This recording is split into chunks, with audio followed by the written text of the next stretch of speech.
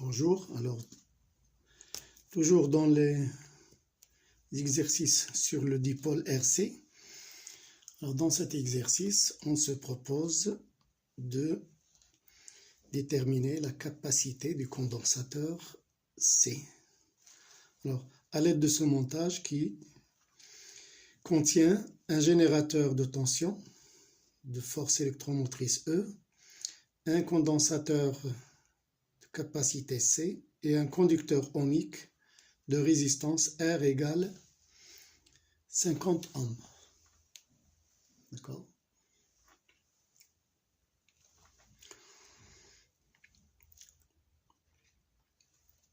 Alors, à un instant choisi comme origine des temps, T0 égale 0, on met l'interrupteur K en position 1. En position 1. Un système d'acquisition informatisé permet de suivre l'évolution temporelle de la tension UR aux bornes du conducteur ohmique.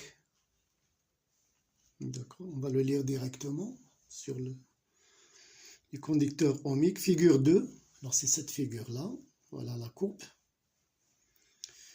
Dans cette figure, T, droite, représente la tangente à la courbe au point d'abscisse T0 égale 0. Tangente à l'instant 0. Et tau, ce point-là, de rencontre avec l'axe de temps, tau est la constante de temps du circuit. Bien. Alors, première question, en utilisant la loi d'additivité des tensions, montrez que l'équation différentielle vérifiée par la tension UR s'écrit sous la forme d de UR sur dt plus 1 sur RC UR égale 0. Bien.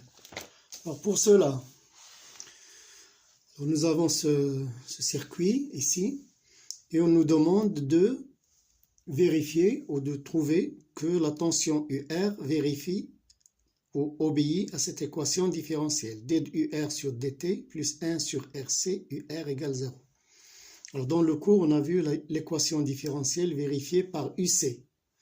Ici, on nous demande l'équation différentielle vérifiée par UR. Alors, il n'y a pas un grand changement. On va procéder de la même manière. Alors, nous savons que UR plus UC égale E. UR plus UC égale à E pendant la charge. D'accord? Donc, rien n'a changé. Et nous savons aussi que I égale D de Q sur dt avec Q égale C UC, c'est-à-dire que I égale C D de UC sur dt. D'autre part, nous avons UR égale RI, la loi d'Ohm, avec ce qui donne I égale UR sur R.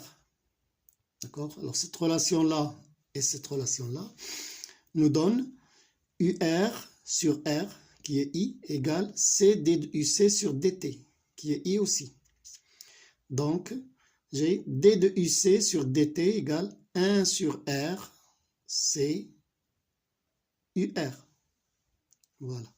Alors, je laisse ça de côté. Je reviens ici. Alors, j'ai ici D de UR sur dt plus 1 sur RC UR égale 0. UR plus UC égale E. Alors, je dérive cette expression-là.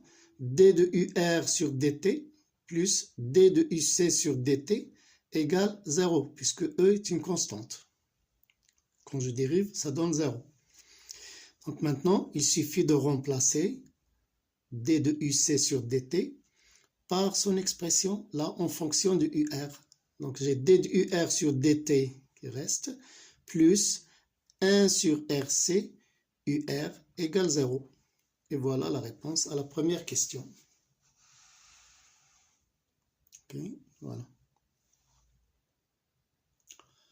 Ceci d'une part. Alors, deuxième question, on vous dit, à l'aide de la courbe de la figure 2, à l'aide de la courbe de la figure 2, trouvez la valeur de E, force électromotrice. Alors, nous savons que UR à l'instant 0, c'est E. Pourquoi? Parce que à l'instant 0, le condensateur n'est pas encore chargé. Donc, UC égale 0 à l'instant 0. Donc, UR, c'est E. Et d'après la courbe, à l'instant 0, UR égale à combien? Égale à 5 volts. Donc, c'est E. Donc, UR à l'instant 0, c'est E et c'est 5 volts, d'après la courbe. Bien. D'après la courbe toujours, on vous dit de vérifier que la capacité C est égale à 0,10 microfarad. Alors la courbe, qu'est-ce qu'il nous donne là? La tangente T coupe l'axe de temps à l'instant T égale à taux, qui est 5 microsecondes. 5 microsecondes. Bien. Alors, on va utiliser ça. Taux égale RC, nous le savons d'après le cours. Donc C, c'est taux sur R, qui est égal à 5 10-6, 5 microsecondes, 5 10-6 secondes, sur 50 ohms, R. Donc ça nous donne 0,1 10-6 farad ou 0,10 microfarad. Voilà. Alors c'est un exercice tiré de la session de rattrapage 2024, option physique-chimie. Voilà un exemple d'exercice qui peut avoir lieu le jour de l'examen. Bon courage et à la prochaine, Inch'Allah.